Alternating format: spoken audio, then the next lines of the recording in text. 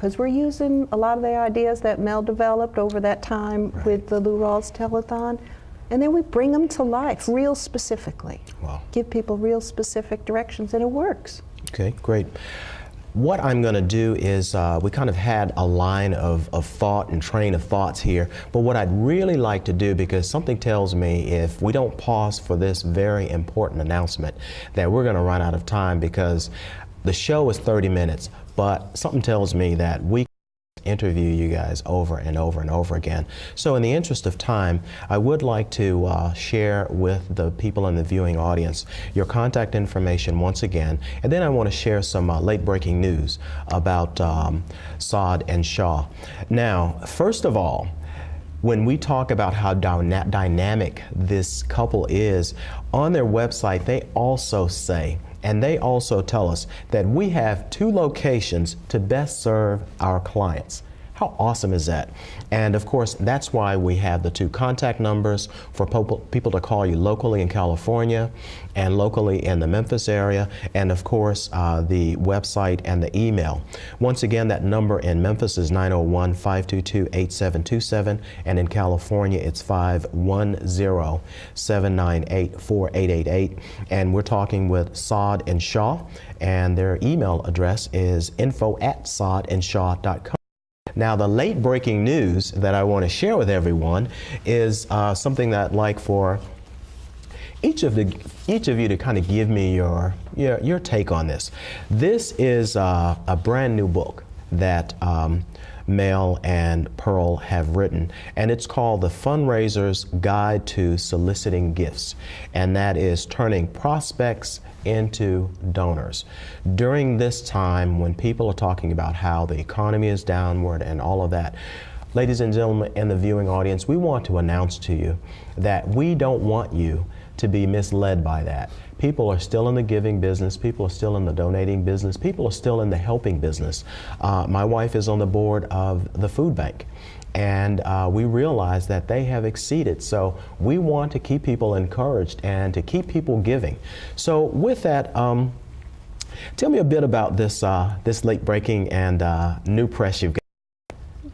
Well, you know, over our 10 years of working together, we have run into a lot of volunteers who say, you know, I want to participate, I want to help out, but I have a problem in asking for money. Wow.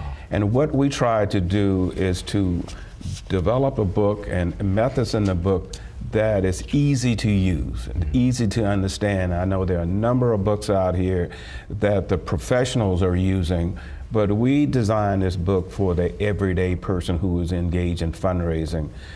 This is the methods that you use in order to go out and ask for a gift. And it's an art, but yet it's a science at the same time, and we try to combine those elements in this book. Super, okay. How about you, Miss Pearl? I know that obviously it looks like it says Melvin and Pearl here, so we know that you got a couple of nuggets. How do you feel about your new project?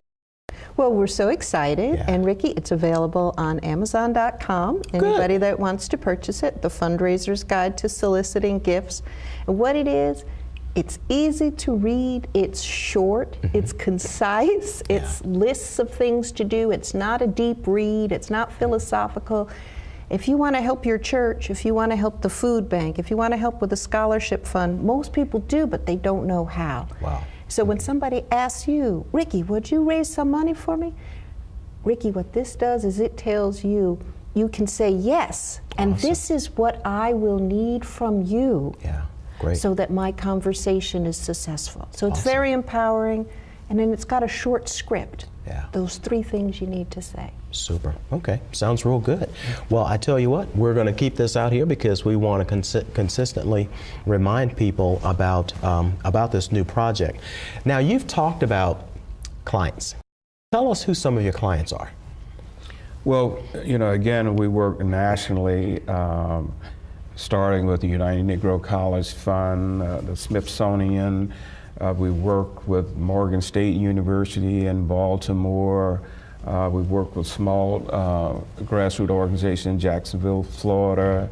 We work with a major hospital in Oakland, California. you know, the list goes on. We have a number of clients, but I'll let Pearl talk about who we have served here locally. Okay, great. Great. You know, locally, like I said, we just love the people in Memphis. Yes. And some of those people that we've worked with are the teams at Big Brothers Big Sisters, Great. The Women's Foundation for Greater Memphis, Memphis Challenge, the Lupus Foundation, the Leadership Foundation. Lemoyne Owen. Oh, Lemoyne Owen College. That's one of the projects that brought us here. Awesome. Yeah. Great. That's good to know. And we're presently working with the University of Memphis Athletic Department. Okay. So That is great. And we talked about how you all got started individually and collectively, and we've talked about some of the clients. When we talk about making that connection, you've made references, Pearl, about not leading but teaming, and we've heard words like collaborating. Let's say my wife Gwen and I get started working with you. How would that look? How would we get it? How would we engage? How would we get started? Because obviously you guys have something that a lot of people need to know about. So how does one get engaged with you?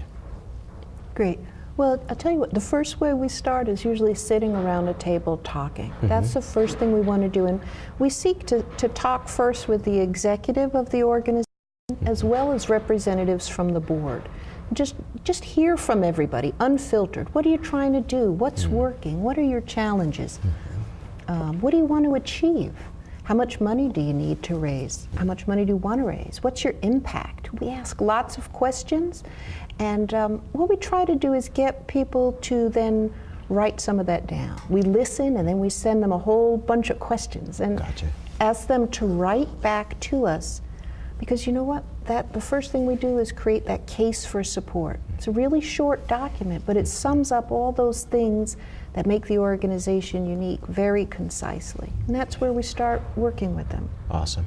That's great. You know, in the greater Memphis area, we realize that we have some very impressive people.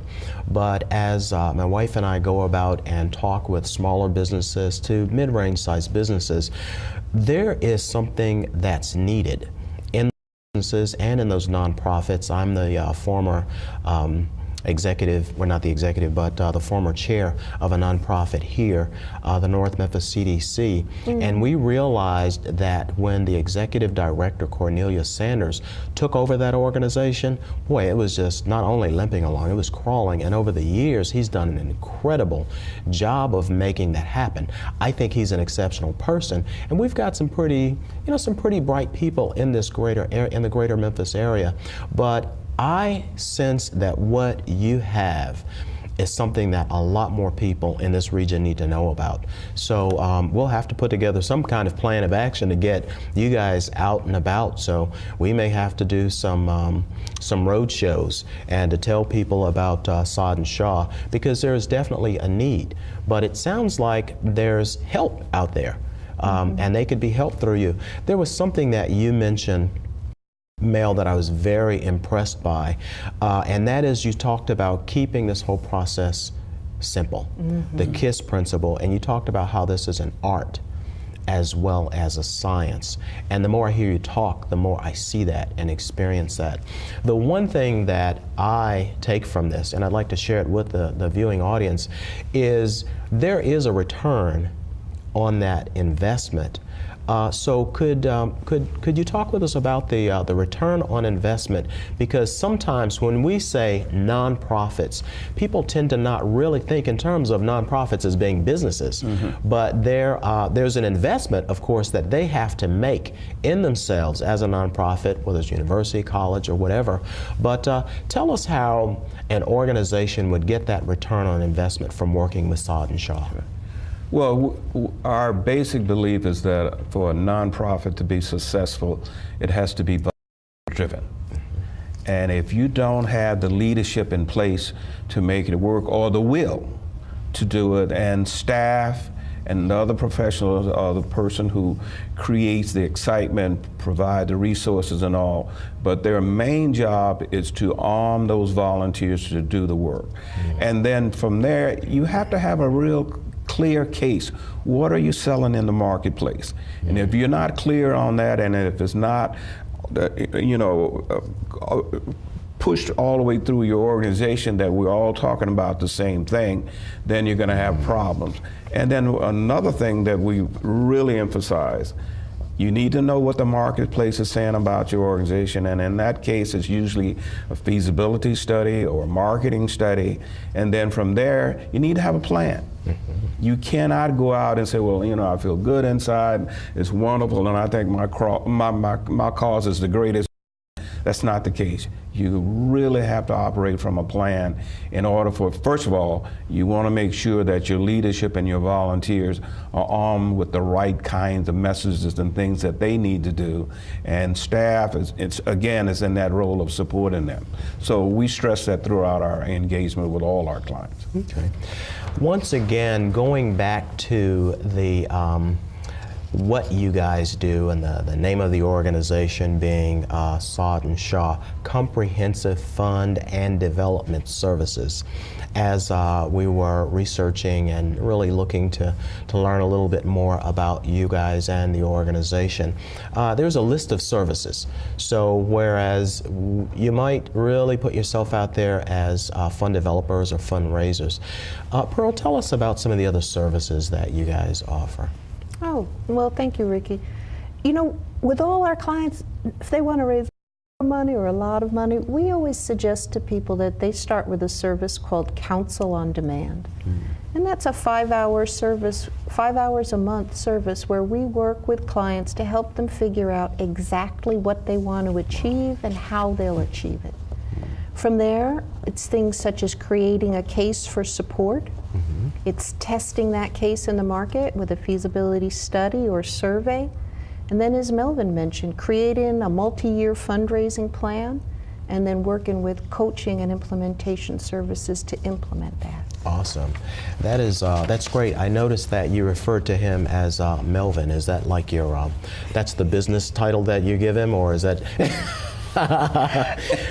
We always laugh because I didn't even realize. I call him Mel sometimes. I call him Melvin other times. So. And then we won't even mention the other names. Okay. Those are the really good non-television kind of names.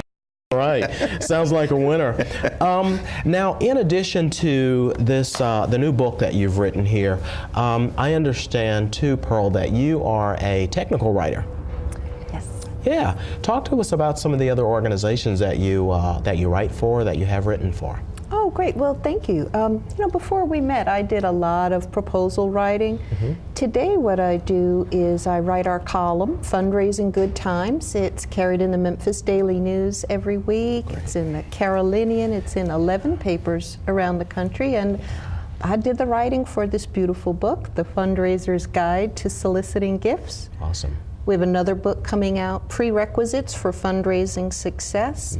So we really try to document those things that are at the core of successful fundraising in clear and easy to read language, not complicated. Really, you said it so true. Keep it simple. Keep it simple. Well, the one thing that I will say, and the one thing that I'm sure that everyone can notice here, is that the two of you individually and collectively really are powerhouses. So we are happy to have the two of you here, and as I said earlier, we could talk hours upon hours, and unfortunately it looks like our time has kind of slipped past. So we will have to make arrangements some kind of way to get back together and to talk about your products and services and your successes. By the way, before we close out, I understand you have a new client in the Virgin Islands, is that right? Yes, it's a real struggle, Rick. I don't know how I get up for this client, but we're working on it. Wow. Well, I tell you what, as we close out, we're going to, as we used to say in Dale Carnegie when I was an instructor there, we're going to end on a high note.